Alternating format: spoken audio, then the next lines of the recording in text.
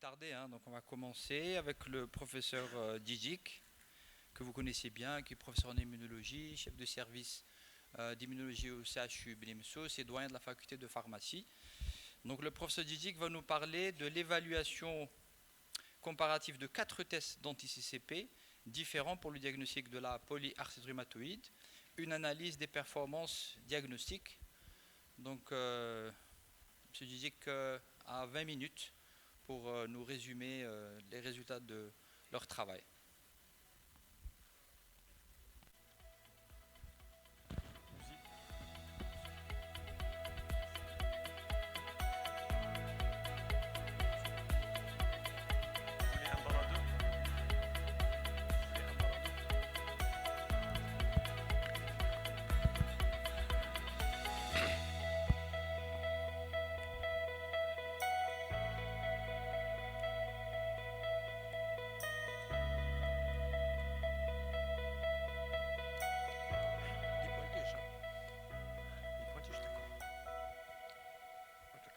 Bonjour tout le monde.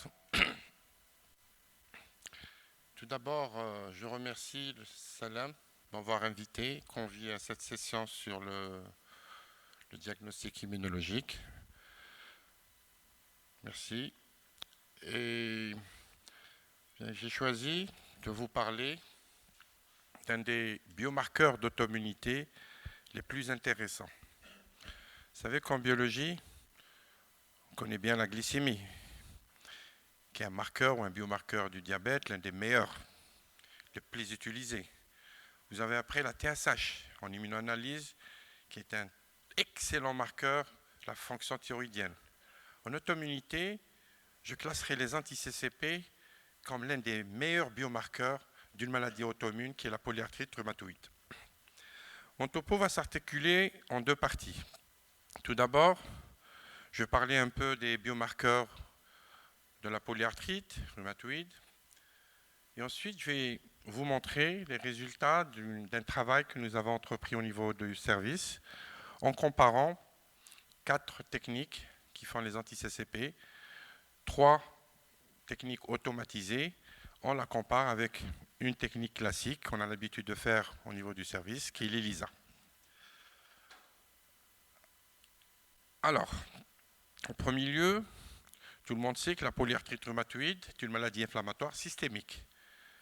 Ça veut dire que ce n'est pas une maladie qui touche uniquement les articulations.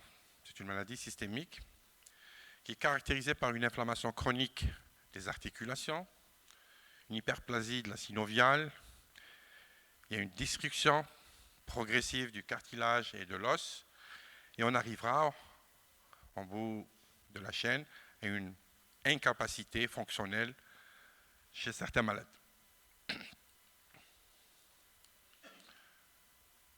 C'est le rhumatisme inflammatoire chronique le plus fréquent.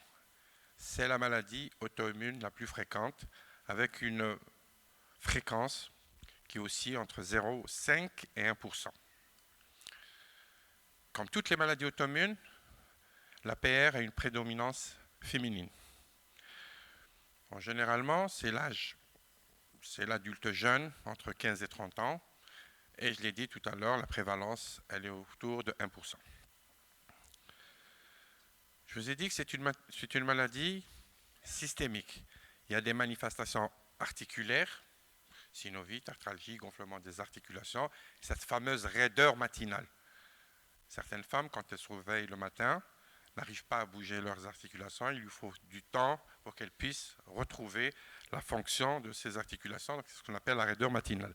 À côté des manifestations articulaires, vous avez des manifestations extra-articulaires, nodules rhumatoïdes, vascularites, atteintes pleuropulmonaires et certaines atteintes hématologiques. Comme toutes les maladies auto-immunes, c'est une maladie multifactorielle complexe. Donc il faut une prédisposition génétique. On connaît beaucoup de choses sur la génétique de la polyarthrite rhumatoïde, mais la génétique seule ne suffit pas. Il faut de l'environnement. Donc c'est l'interaction très étroite entre l'environnement et la génétique pour faire apparaître une maladie auto-immune telle que la polyarthrite rhumatoïde.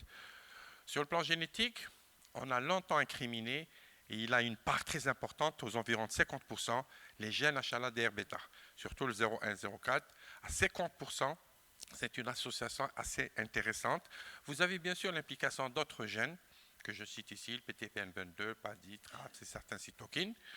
Sur le plan environnement, vous avez la dysbiose microbienne, vous avez cette fameuse Prevotella copri, les virus, et surtout on a impliqué le tabac. Le tabac aussi est l'un des facteurs déclenchants de la polyarthrite rhumatoïde, on le verra tout à l'heure, et bien sûr les facteurs hormonaux, parce que c'est une maladie qui touche principalement la femme. Alors, vous avez donc cette interaction entre une certaine susceptibilité génétique, un environnement avec l'inflammation au niveau de la gencive, les pérodontites, la dysbiose intestinale et le tabac. C'est ces facteurs-là qui vont faire surexprimer ce qu'on appelle les antigènes citrulinés. C'est ceux-là qui vont déclencher cette maladie auto-immune telle que la polyarthrite rhumatoïde. Donc vous avez cette interaction et on a des protéines citrulinées et on a une rupture de tolérance au niveau du système immunitaire. Donc cette fameuse réaction, présentation d'un antigène citruliné, des effecteurs lymphocytes T et B et des effecteurs inflammatoires qui vont aboutir à cette disruption articulaire. En fait, la phase préclinique, c'est toute cette présentation d'antigènes pour fabriquer ce groupe d'autanticorps biomarqueurs qu'on utilise pour la polyarthrite rhumatoïde. Vous avez deux grands biomarqueurs que tout le monde connaît, le facteur rhumatoïde et le groupe qu'on appelle pas les anti-CCP, mais les ACPA. C'est les anticorps antiprotéines citrulinées ou peptides citrulinés. C'est un groupe d'autanticorps. Une fois ces effecteurs produits, les TH1, les TH17, ces autanticorps, au niveau de l'articulation, eh ben, vous avez toute cette fameuse réaction inflammatoire avec l'intervention d'une angiogénèse, activation des fibroblastes, des ostéoclastes, et qui vont avec des cytokines pro-inflammatoires telles que le TNF-alpha, que vous connaissez.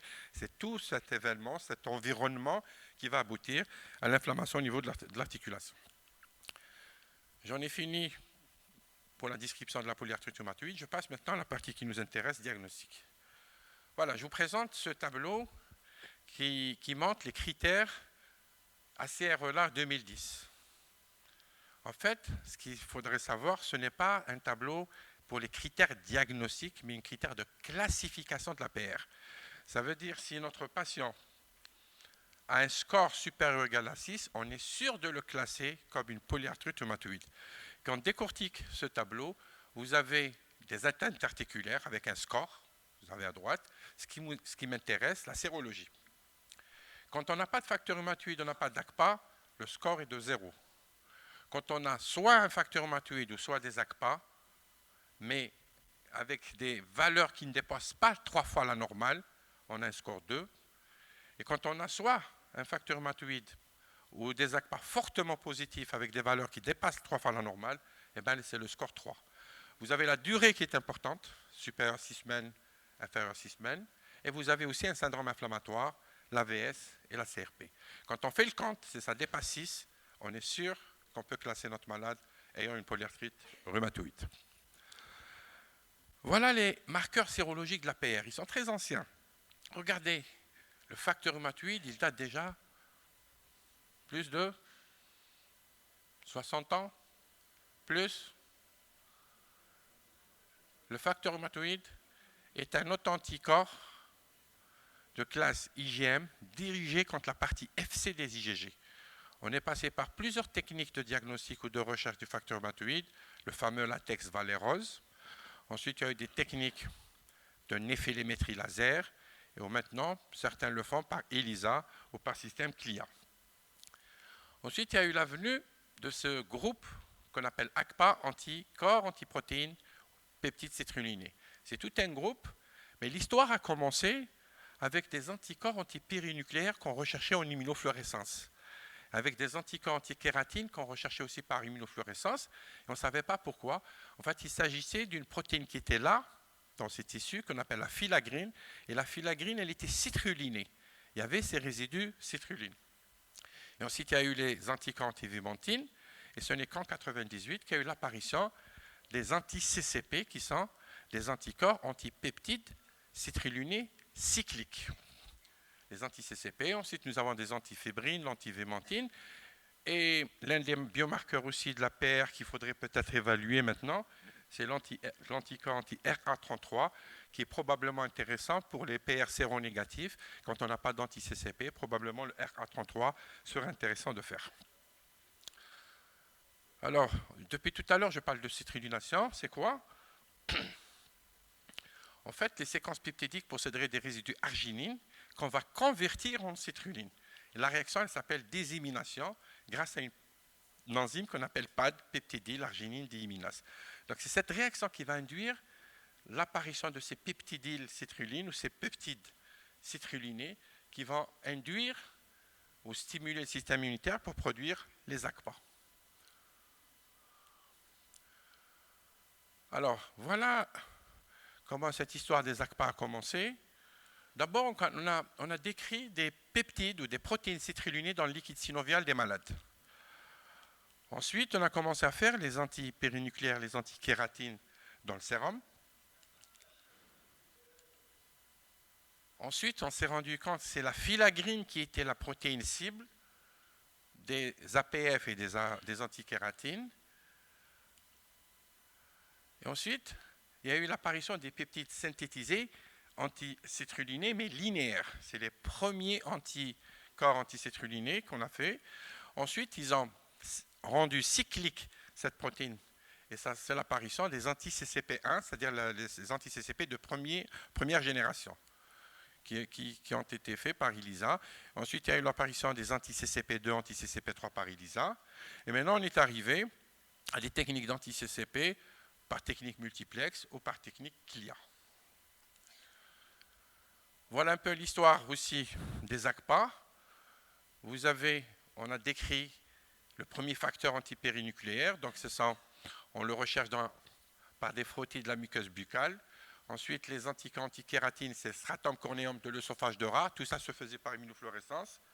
Ensuite, on est arrivé, on a compris que l'importance de la citrullination comme un épitope reconnu par le système immunitaire, et le développement de ces peptides citrullinés cycliques, ce que nous appelons maintenant, ce que nous utilisons, tout le monde utilise, les anti-CCP, et on est maintenant l'anti-CCP3 pour certaines firmes. Voilà ce qu'on faisait autrefois par immunofluorescence, l'antipérinucléaire et l'anticorps antikératine, qui est maintenant de moins en moins utilisé par les laboratoires d'immunologie.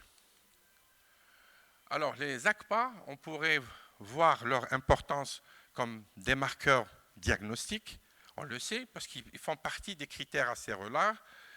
Et même si on a mis le facteur rhumatoïde dans ces critères, facteur rhumatoïde des ACPA au même niveau, mais en réalité, les ACPA sont meilleurs parce qu'ils apparaissent précocement, et c'est ça l'importance. Plus on diagnostique précocement l'APR, mieux c'est pour pouvoir intervenir rapidement.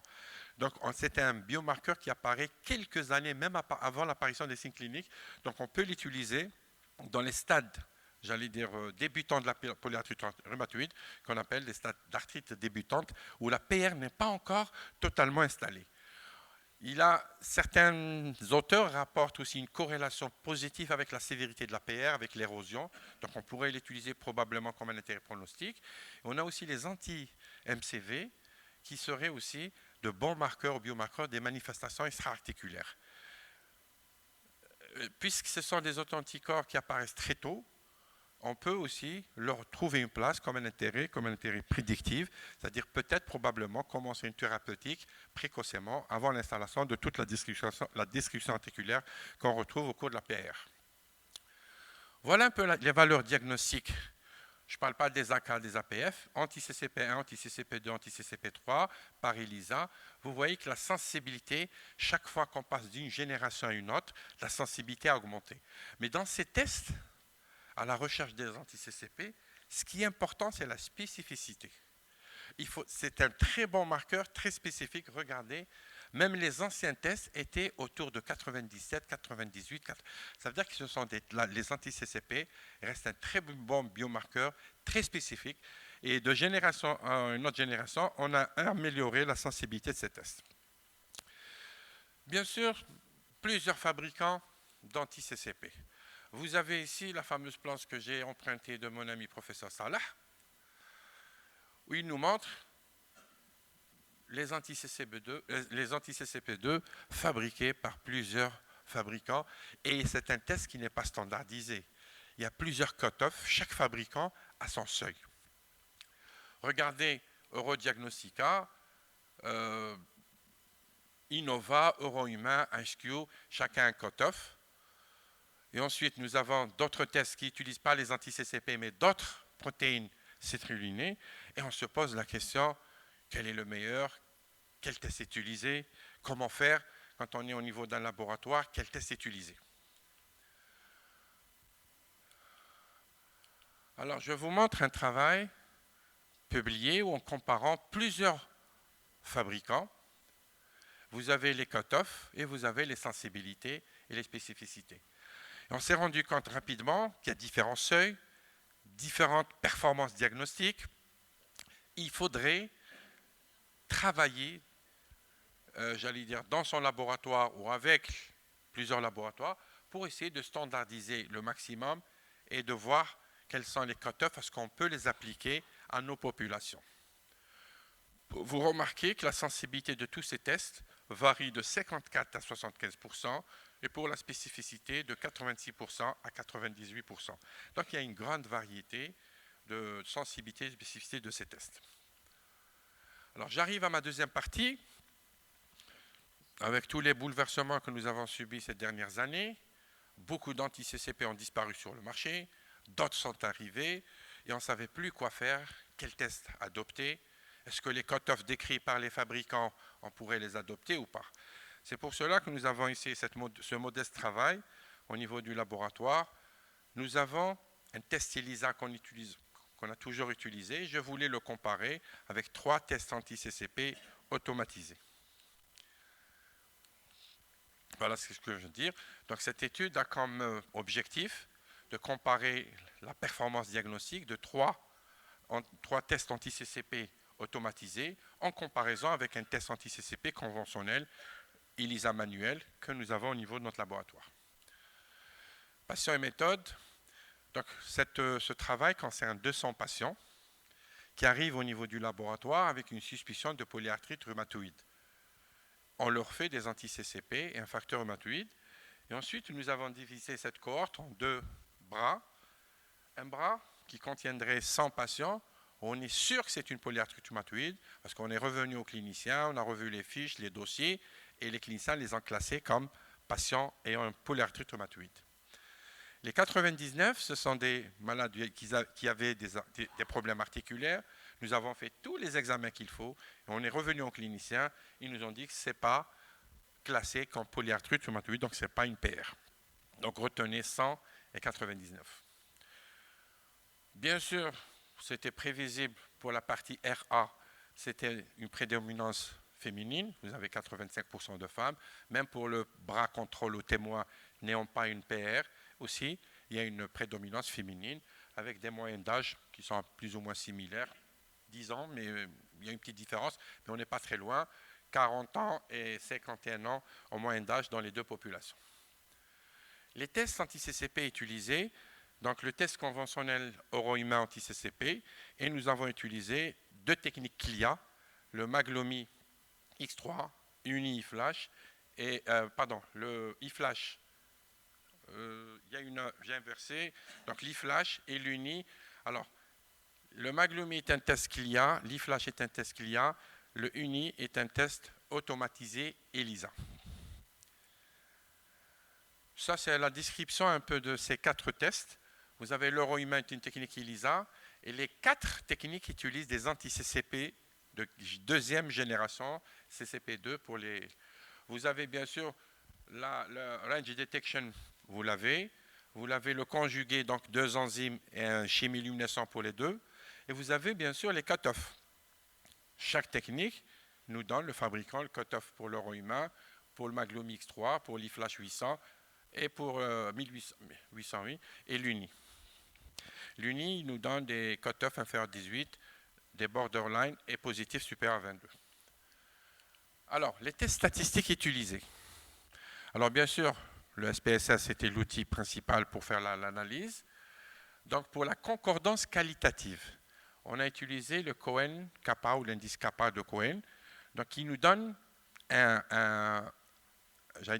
valeur Quand elle est inférieure à 0,20, il n'y a pas de concordance. Et quand supérieure à 0,90, c'est une concordance parfaite. Et vous avez entre les deux la modérée, forte et parfaite. Pour la corrélation, j'allais dire quantitative, nous avons utilisé la corrélation avec le coefficient de Spearman et vous avez comment l'interpréter. Donc inférieur à 0,10, il n'y a pas de corrélation. Supérieur à 0,90, une très forte corrélation quantitative. Nous avons bien sûr calculé la sensibilité et la spécificité des tests et on a utilisé ce test likelihood qui est le rapport de vraisemblance qui est, si vous voulez, l'équivalent de la VPP et la VPN, la valeur prédictive positive et négative. Et ensuite, nous avons fait les courbes ROC et nous avons calculé des cut-offs pour chaque technique optimaux en utilisant ce qu'on appelle l'index de Hewden. Et toute valeur inférieure à 0,05 est considérée comme une valeur statistiquement significative. Voilà un peu, c'est important tout ça, je vous le montre. C'est ça les tests statistiques que nous allons voir pour conclure un peu, ou voir un peu la comparaison de ces 4 techniques qu'on vient de voir. Résultat. Alors ça, c'est ce qu'on appelle le diagramme de Venn. C'est une représentation graphique pour voir d'un seul coup un peu comment se répartissent les positifs et les négatifs, d'une manière générale, sans tenir compte de la maladie ou pas. Vous avez à droite, tous les tests sont négatifs pour 64 sérums. Et à gauche, vous avez les sérums positifs. Nous avons 134 sérums positifs. Et quand vous voyez ici, tout à fait au milieu, dans ce diagramme de Venn, désolé, le pointeur ne fonctionne pas sur le LED. Au milieu, vous avez 69, ça veut dire quoi? Nous avons eu 69 sérums uniquement qui concordaient avec les 4 techniques. Et quand vous voyez ce diagramme, les chapeaux qui sortent, quand on a l'euro humain, ici, cette valeur veut dire qu'il n'y a eu que 5 sérums qui sont positifs uniquement sur euro humain. 0 sérum uniquement positif sur iFlash, 0 sur Uni, mais le Maglomi a donné 28 sérums positifs uniquement sur cette technique. On va avancer dans l'interprétation. Et là, on s'est dit, allez, on prend les 2 groupes, PR positif, PR négatif. Alors pour l'euro humain, sur les 100 patients, il y a eu 88% qui sont revenus positifs. Sur le Maglomi, 99%. Sur l'IFlash, 76%. Sur l'Uni, 87%. Pour les patients non PR, il n'y a eu que 7 qui sont positifs sur l'euro humain, 30 sur le Maglomi, 1 sur l'IFlash et 4 sur l'Uni. Alors quand on voit comme ça, on voit que le Maglomi donnerait les plus forts taux de positivité. On a des 99% pour les patients PR et du 30,3% pour les patients non PR. Par contre, l'IFlash donnerait la plus faible positivité, on a 76%. On avance dans la démarche et dans, j'allais dire, dans l'interprétation. Ici, c'est la concordance qualitative. Je vous ai parlé de l'indice Kappa-Cohen. Alors, quand on voit ici, retenez le Kappa, d'une manière générale, les plus mauvais index Kappa sont revenus avec le Maglomi, 0,6, 0,5, 0,5, quand on les compare avec les autres techniques. Les autres, on dépasse les 0,7. Voici l'interprétation. Ça, c'est les corrélations de Spearman. Alors, qu'est-ce que je peux dire sur ce qu'on vient de voir, les concordances qualitatives et quantitatives? Donc, l'indice de Kappa est revenu, la corrélation, la concordance qualitative modérée pour tout, pour l'euro humain, pour l'IFlash et Uni, il y a une corrélation modérée avec un indice de Kappa qui est aussi entre 0,73 et 0,77. Par contre, le Maglomi donnerait des faibles concordances qualitatives avec quelques valeurs modérées pour certains tests, mais ça aussi entre 0,51 et 0,62, on a les plus faibles.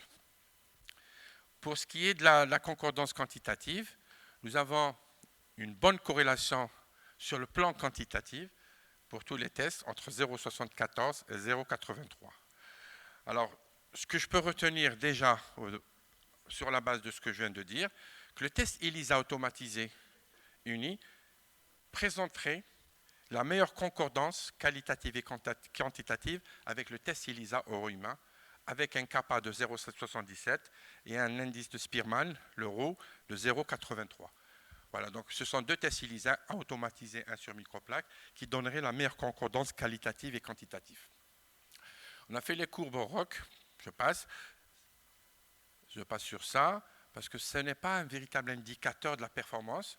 Je vous montre ça surtout. Voilà, c'est le tableau le plus important de cette présentation.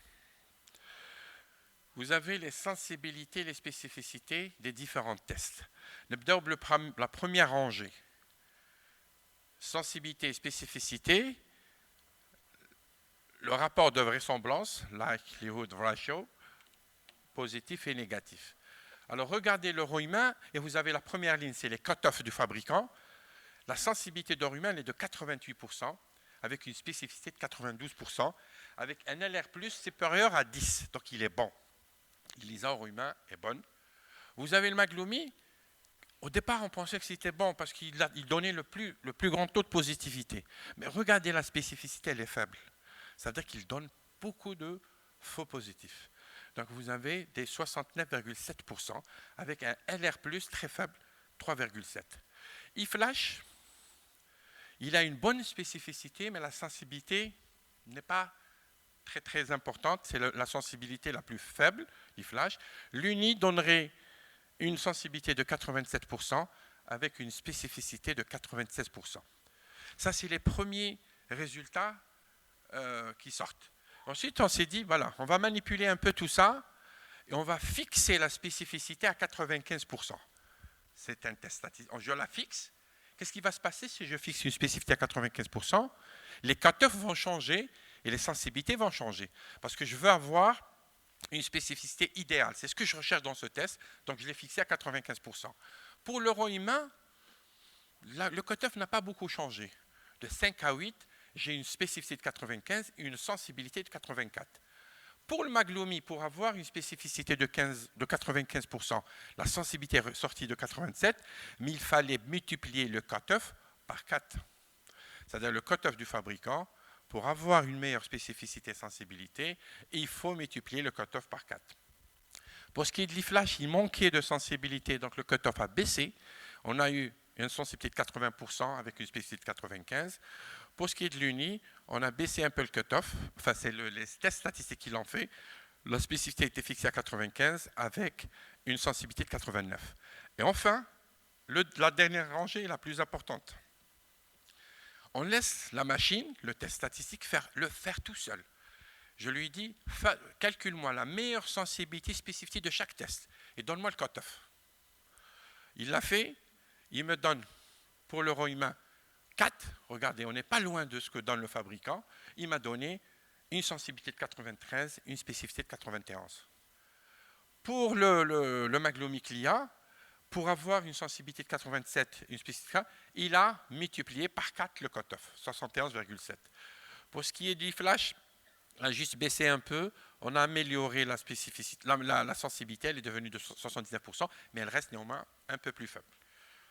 Pour ce qui est de l'UNI, on n'est pas loin du cut-off du fabricant, 19,9, c'est 20, donc avec une sensibilité de 89, une spécificité de 96. Voilà un peu, quand on manipule ces statistiques, comment les cut-offs deviennent. Alors, je vais conclure sur tout ce que je viens de dire.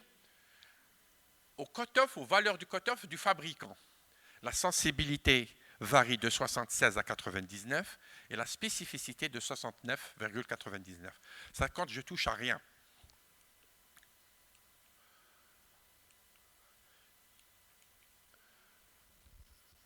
eFlash uni euro humain montre un très bon ratio de vraisemblance qui dépasse 10.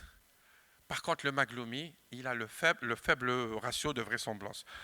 Donc, les 3 tests seraient les meilleurs par rapport à celui de Magloumi X3. Et quand on fait calculer le cut-off optimal, eh ben on améliore cette sensibilité, spécificité du test Maglumi. En conclusion, tout ce que je peux dire, que les résultats montrent avec les cut-offs du fabricant que l'UNI anti-CCP serait peut-être, il faudrait étendre ça sur d'autres études, l'alternative la plus intéressante à l'euro-humain ELISA. Quand on fixe à la spécificité 95% pour avoir une bonne spécificité, on est obligé de changer de cut-off de Maglumi. Et tout ce que je peux vous dire, dorénavant, au niveau de nos laboratoires, avec toutes les techniques qui arrivent, on est obligé de revoir les cut-offs et les références range concernant la population locale pour diagnostiquer une maladie. Et ceci est illustré par ce que je viens de vous montrer avec le test Clia-Maglumi, qu'il fallait réajuster ce cut-off, ce seuil, pour arriver à une meilleure sensibilité et spécificité. Et je vous remercie de votre attention. Merci beaucoup, professeur Djidic, pour votre excellente présentation, surtout cet excellent travail.